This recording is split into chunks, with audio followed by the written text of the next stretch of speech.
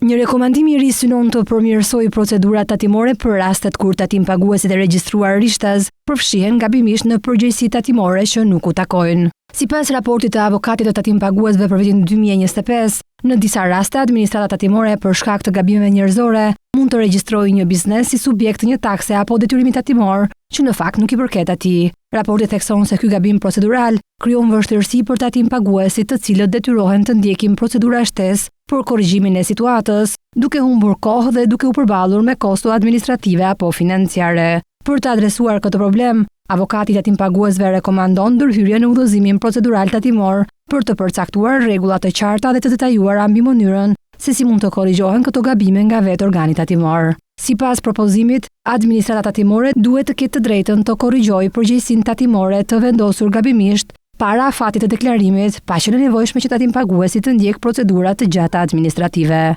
Vendosja e një procedure të tillë do të ndihmonte në uljen e kostove kohore dhe financiare për bizneset, veçanërisht për ato që sapo kanë nisur aktivitetin e tyre. Njëkohësisht, kjo do të rriste besueshmërinë e tatim paguesve ndaj administratës tatimore dhe do të përmirësonte efikasitetin e sistemit fiskal. Raporti thekson gjithashtu se në çdo rast kur pretendohet një gabim i tillë, duhet të provohet se tatim paguesi nuk ka qenë në dieni dhe nuk ka pasur qëllim për kryerjen e këtij veprimi.